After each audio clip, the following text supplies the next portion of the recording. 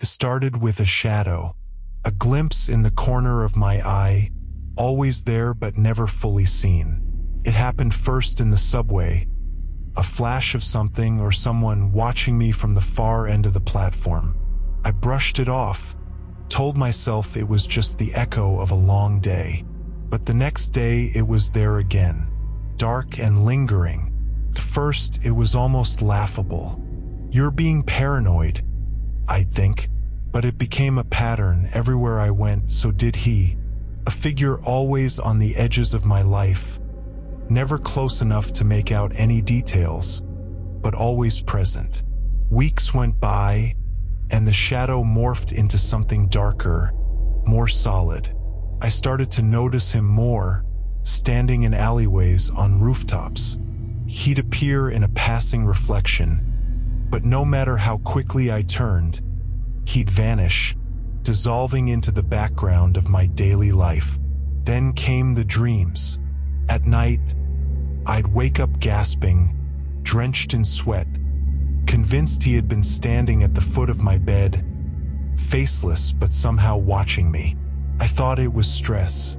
Work had been intense, my father's health had been declining, and I was running out of money for his medication. But as time passed, the man began to feel more real, more threatening. One evening, as I sat in the glow of my laptop, something changed. My screen flickered, the usual hum of the machine quieted, and the power went out. But as I got up to investigate, I saw him just outside the window, closer than ever before. A man with no face, standing still, yet his presence felt like a weight, pressing down on me. My blood ran cold as I stared at him, but the moment I blinked, he was gone. I wasn't imagining it. He was real, and I had no idea what he wanted. Days turned into a blur of paranoia and unease. The faceless man seemed to seep into every aspect of my life. Everywhere I turned, he was there, hovering just out of reach. He never moved, never spoke, but his presence was suffocating. I couldn't escape him. I stopped going to work, avoided public spaces, locked myself in my apartment for days at a time, but it didn't matter. The man always found a way in. I'd catch a glimpse of him reflected in a mirror, standing just behind me, or in the glass of a window, a silhouette on the other side. I thought I was losing my mind, until one night when the power went out again. I was sitting in my living room, the faint glow of the streetlights filtering through the curtains. The air was heavy, still. Then I saw it, the outline of the man with no face, standing in my hallway. He was inside my home. I couldn't move. My body locked in place as my eyes stayed fixed on the shadow, waiting for it to take shape, to reveal whatever horror lay beneath. Suddenly, the phone rang, breaking the silence. I jumped, grabbed it, desperate for a distraction. But when I answered, there was nothing on the other end but a deep, crackling static. My heart pounded in my chest as I tried to hang up, but the static grew louder, more aggressive, until it became a voice. Distorted, guttural, barely human. "He's coming." The line went dead. When I turned back to the hallway, the faceless man was gone. For now, couldn't sleep that night. Every creak in the apartment, every flutter of wind through the curtains felt like him. The man with no face, creeping closer. My mind raced through possibilities. Was I hallucinating? Had my stress finally tipped into madness? But deep down, I knew it wasn't just my mind playing tricks. The next morning, I woke up with my phone clenched in my hand. The last call, the static and that voice was real. But when I checked the phone log, there was no record of the call. Not even a missed number. A sudden wave of nausea hit me. The phone hadn't rung at all. Then what had I heard? I rubbed my eyes, trying to shake off the lingering sense of dread that gnawed at my nerves. For days after, I noticed small changes in my surroundings. Furniture slightly out of place. A window left cracked open despite being sure I had locked it. My keys missing for hours only to turn up in strange places like the refrigerator or bathroom sink. Each anomaly drove me deeper into a spiral of fear. I stopped inviting friends over, too ashamed to explain what was happening. Even my father's calls, once a comfort, started to go unanswered. One night, as I lay wide awake in bed, I heard footsteps. Soft, slow, deliberate. They echoed through the apartment like whispers in the dark, coming closer. I held my breath, clutching the sheets tightly, frozen in place. The footsteps stopped just outside my bedroom door. I didn't dare move. The air around me grew colder, so cold I could see my breath in the dim moonlight. The handle of the door slowly turned. Then silence. I didn't know how long I lay there, waiting, listening. Minutes passed, maybe hours. Finally, I summoned the courage to get out of bed and flick on the light. The room was empty. The door was still shut. There was no one there, but I wasn't alone. The man with no face was getting bolder. I could feel it. His presence was seeping into the very fabric of my life, warping everything familiar into something unsettling. I checked my phone again, desperate for some proof, some sign that this was more than just my imagination. And then I saw it. A voicemail. There was no number attached. No missed call to indicate anyone had tried to reach me. With trembling hands, I pressed play. The same static hissed through the speaker, but this time it was punctuated by something else. A faint, rhythmic tapping, like fingers drumming on wood. The sound grew louder, more distinct, as if it were coming closer. Then the voice, that distorted, inhuman voice. Open the door. I dropped the phone. It clattered to the floor as I stumbled back, my heart racing. I couldn't breathe, couldn't think. But the voice, it was still there, still echoing in the room, even though the phone had gone silent. Open the door. My gaze shot to the bedroom door. It was still closed, but I knew he was there, waiting. I had no choice. With every step I took toward the door, my body screamed for me to turn back. But something compelled me forward, something far beyond fear. My hand shook as I reached for the handle. The cold metal stung my skin as I twisted it open. The hallway stretched out before me, dark and empty. But I wasn't alone. Somehow, I knew that once I opened that door, I had invited him in. The moment the door opened, the air felt wrong, thick, oppressive, like it had absorbed the dread that had been building inside me. The hallway stretched out, longer than I remembered, as if it had warped overnight. I stood in the doorway, hesitating, listening for any sound, any sign of the faceless man, but there was only silence. I couldn't shake the feeling that I had made a terrible mistake by opening that door. For the next few nights, nothing happened. No footsteps, no mysterious messages, no flickers of movement. Just an eerie quiet that hung over the apartment like a suffocating fog. I convinced myself that maybe, just maybe, I had imagined it all. That my paranoia had spiraled into something I had let take control. But deep down, I knew it wasn't over. Started with small things again. The clock in the living room would be an hour off every time I looked at it. My keys would vanish and reappear in places I'd never put them. The feeling that I was being watched returned, stronger this time, like a presence lurking just out of sight. One night, as I sat on the couch trying to distract myself with mindless television, I heard it again. The static, But this time, it wasn't coming from the phone. It was coming from the walls. At first, it was faint, like the buzzing of a broken radio. But as the minutes passed, it grew louder, more insistent, as though something on the other side was trying to break through. I turned off the TV, hoping the noise was just some electrical interference. But the static continued, undeterred. Then, from within the static, I heard it. A voice. "Let me in." I leapt to my feet, heart pounding in my chest. The sound wasn't just in my head. It was real, vibrating through the walls, filling the room. My eyes darted to the door, the very one I had foolishly opened days before.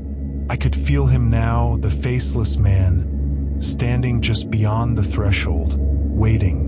For what? I didn't know, but I wasn't about to find out.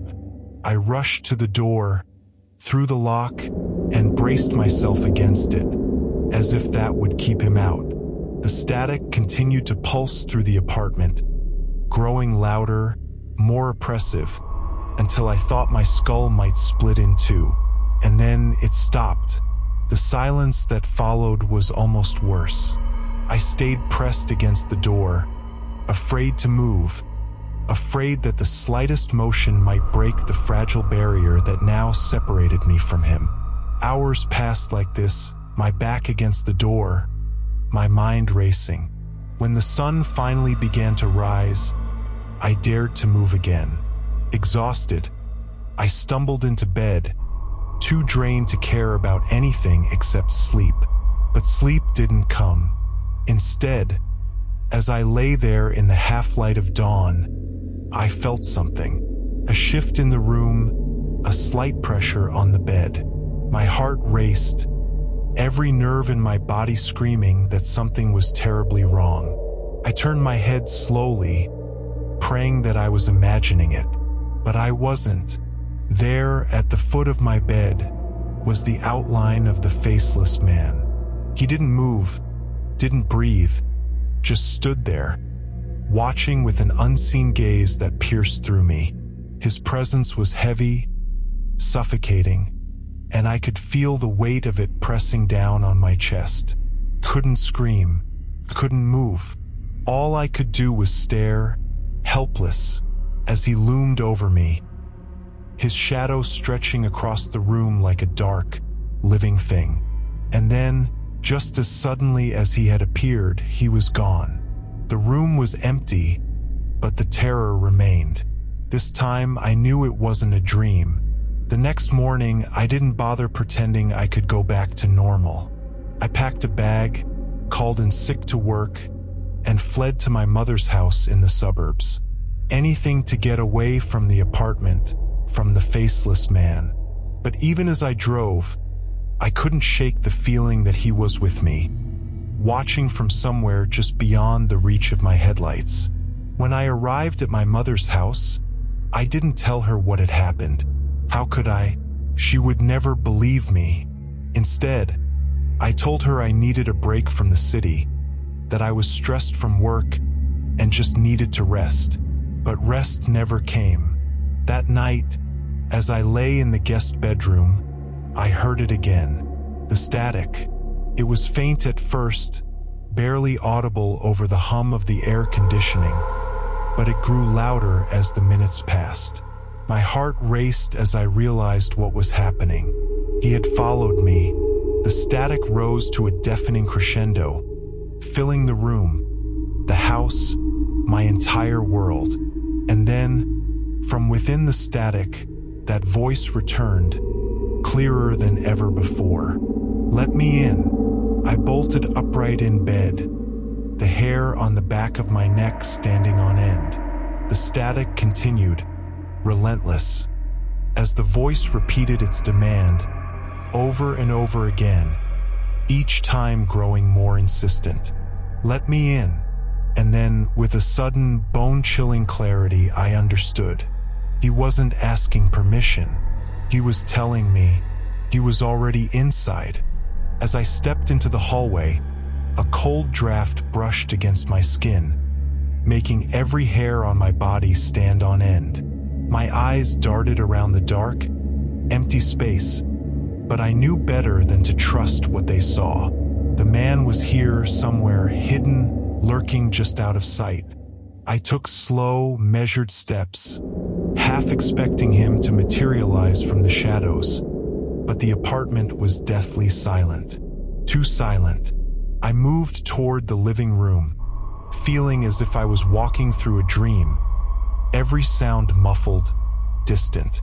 The soft hum of the city outside was gone, replaced by an oppressive quiet. Then I saw it, the mirror on the wall, a full-length antique piece I'd picked up from a flea market years ago. It had always been one of my favorite things in the apartment, something comforting about its old, worn frame and slightly warped glass. But now it felt wrong, out of place. There, reflected in the glass, was my living room, but something was off. At first glance, it seemed normal.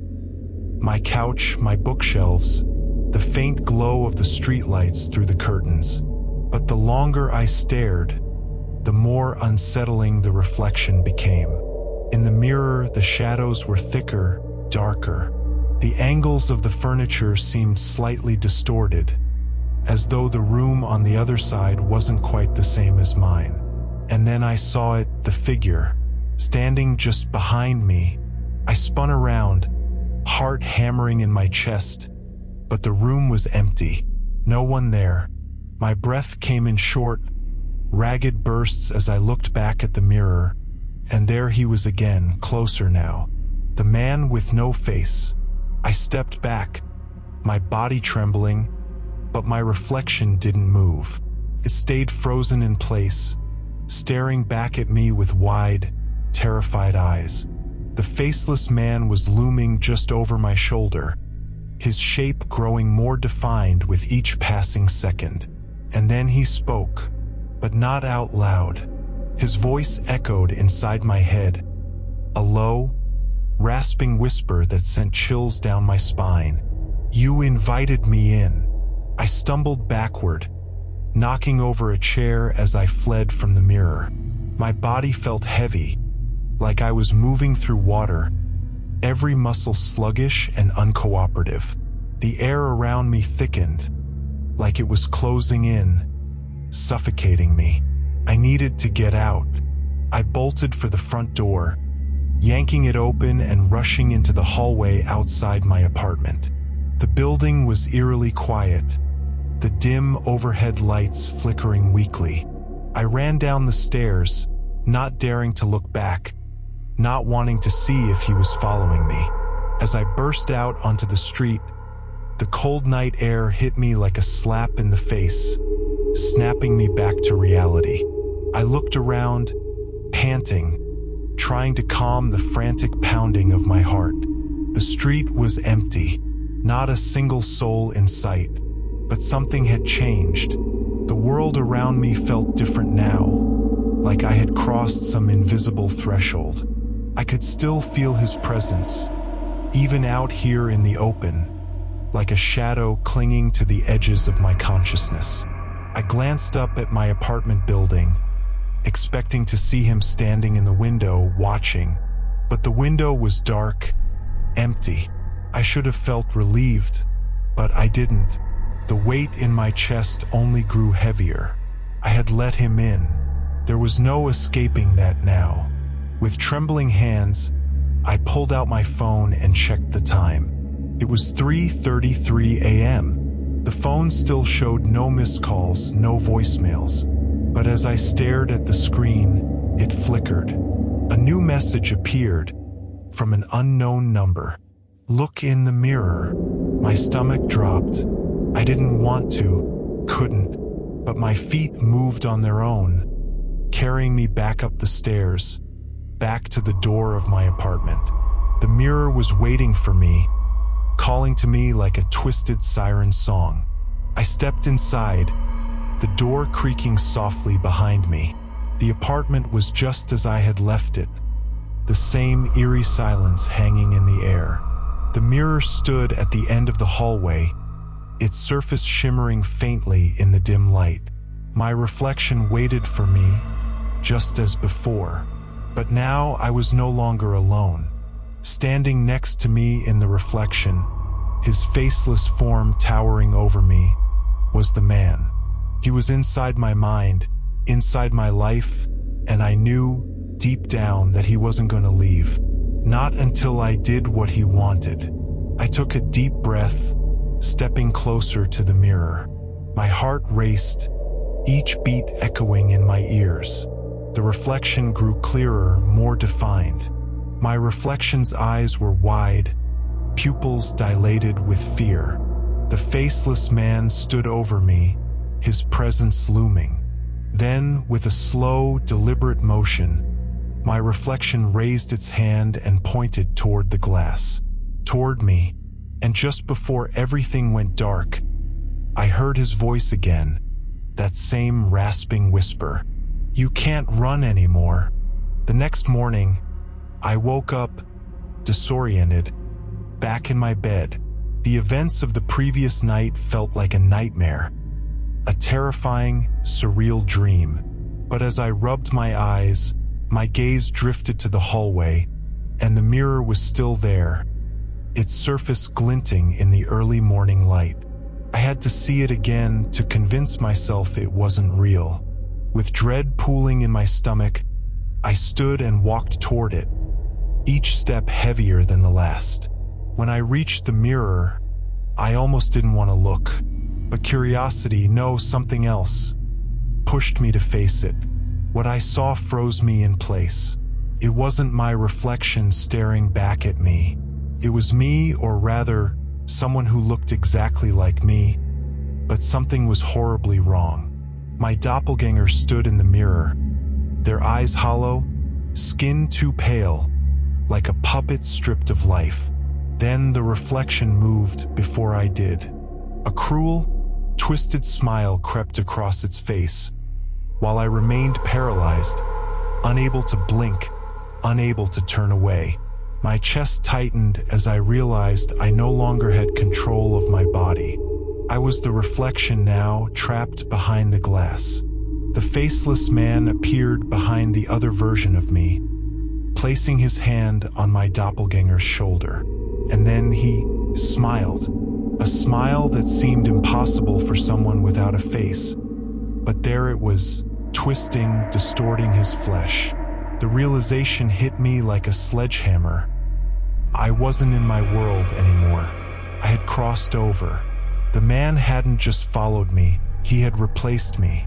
He and whatever twisted thing stood in my place now controlled my life, and I was condemned to watch it from the other side of the glass. The last thing I saw before the mirror's surface went dark was my reflection turning, walking away from the mirror, walking away with my life.